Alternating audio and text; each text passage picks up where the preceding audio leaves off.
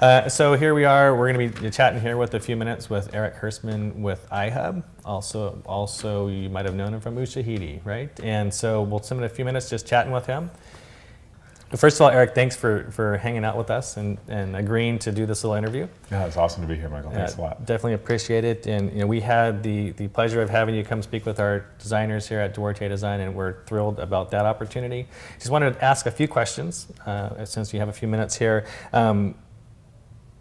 You spent some time talking about iHub, but for the benefit of sort of this discussion, why iHub to begin with? What was the idea behind all of that? Yeah, sure. So, I mean, it's got a little bit of a history. First and foremost, I'm the co-founder of Ushahidi, and so we come from Kenya, and I grew up in Kenya, and so that's home.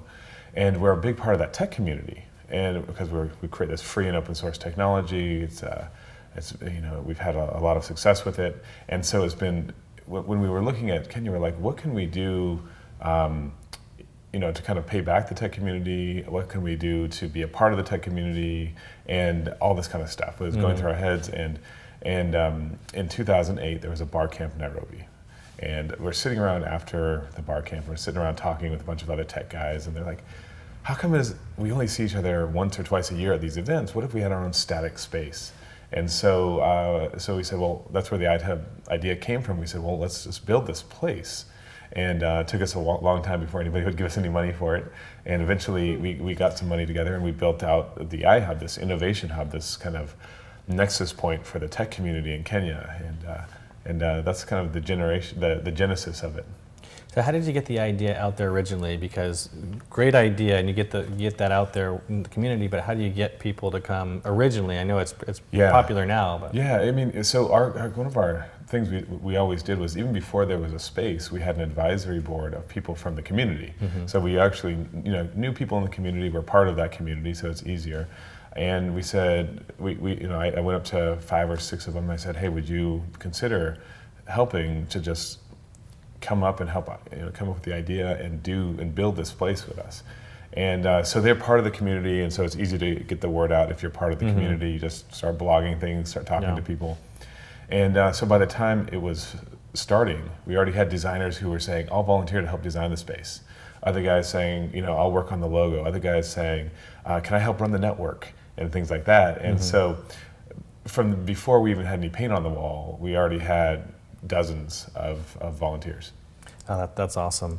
I've had a chance to do a little bit of reading about it and hear you talk about it, and I think it's just a fascinating thing that you guys are doing, and one that I'm excited to see as it grows and as you try new things. I'm curious how your experience with TED and with Poptech and being part of the Fellows programs, how has that impacted or helped you along the way as you built out these ideas? Yeah, obviously these are big things, right? Yeah. TED and Poptech both are these amazing platforms, especially if you're a fellow at them, for learning, number one, but also the network. A lot of the network that connects into the iHub, whether it's Frog Design, who comes in, they're doing some work in Kenya, and we just give them some space, and then of course they give that back to us by some advice on different things. Yeah. Or it's you coming out to be a part of the Pivot event next month.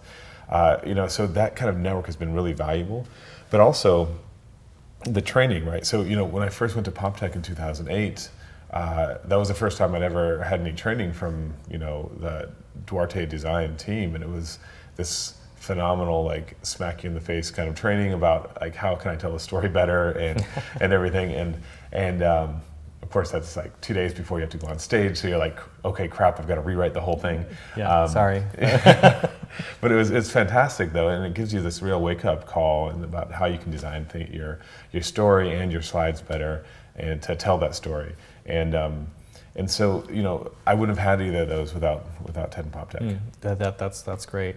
It's one of those things that we like to do. We like to be able to invest into people that, one, we can believe in, we can get behind what they're doing, and just to see change happen in communications. So with that in mind, what do you think has been the biggest change for yourself in terms of how you communicate your ideas? So actually, one of the big things for me is before I had met anybody from Duarte, I had actually already seen Nancy's book, the Slideology book. Okay. And so I spent a number of days poring over that thing, just reading it, figuring out how do how do you best present an idea in a visual format, and so I had started to think about that and how to and try and decrease the number of words in my presentations on the deck and everything. That was a valuable part of it, was just like understanding that there's a different dynamic to be able to give a talk rather than just getting on stage and having slides and using your slides as a crutch. Yeah. Right. And so that was hugely valuable. And then on top of that was when we first had the first session where there was the storytelling side of it. And I was like, okay, I don't really. How do I tell it? I tell a lot of stuff. I might even tell stories, but what is there an arc here? Yeah. Or not? Absolutely. And I didn't, and I'm not. I think it's hard to be objective about that sometimes. So it was really good to have some feedback around that. Oh, fantastic.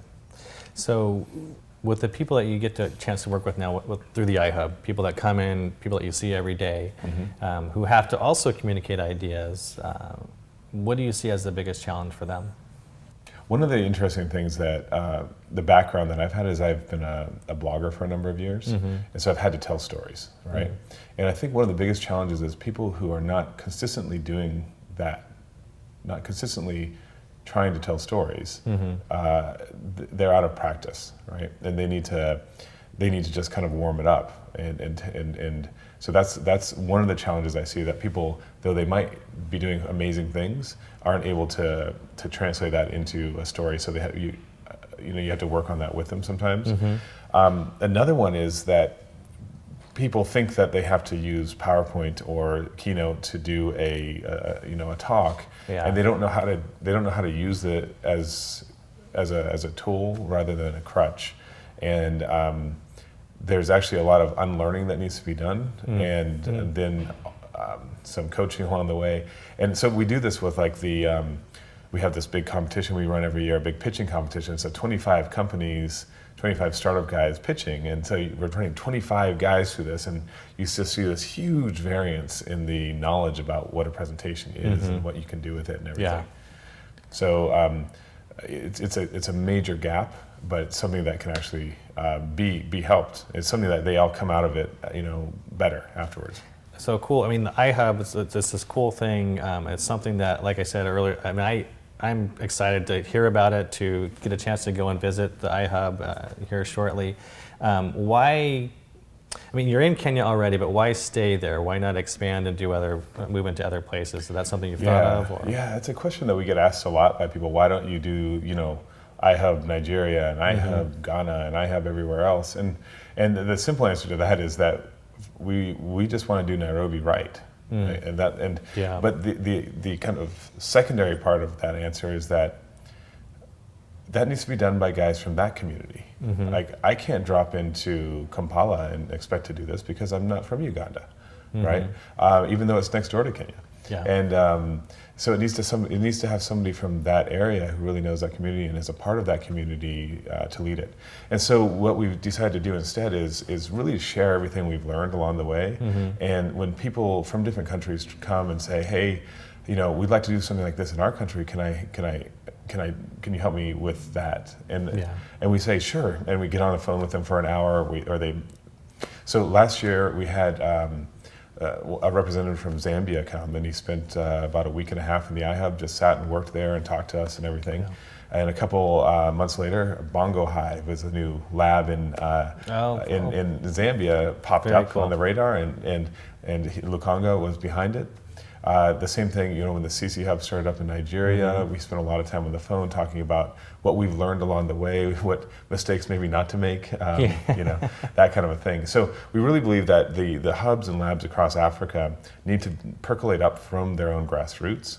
And then what we did on top of that is we formed an Afro Labs Association, which is all the labs and hubs across Africa that are all under one body, but they're individual entities still. And there's a lot of learning that can be transferred between the managers, and also it presents a bigger target for the investors and the media to find the tech startups in these different countries through these labs. Oh, fantastic! It's we get a chance to interact with companies that are doing mobile technology, and we always hear about the interesting, cool stuff that's happening in Africa and Kenya in particular, in that region. And so, from the outsider looking in, from here from the U.S., it's fascinating to watch it. But one last question for you. If you could just leave our viewers or whoever was listening to this with one thought, one idea around either iHub or Africa, what would you want them to walk away knowing about either of those? Well, the main thing to understand about Africa as a whole is that the Africa of the 80s and 90s is not the Africa of today. And so when you look at the continent, and don't be surprised when you see this vibrant innovation and you see this reverse distribution of ideas and technology from the continent to the rest of the world. Fantastic. Well, thanks for spending a few minutes with us. I Yeah. appreciate it, and It's good not my luck fault. with everything else as you move forward. I appreciate it.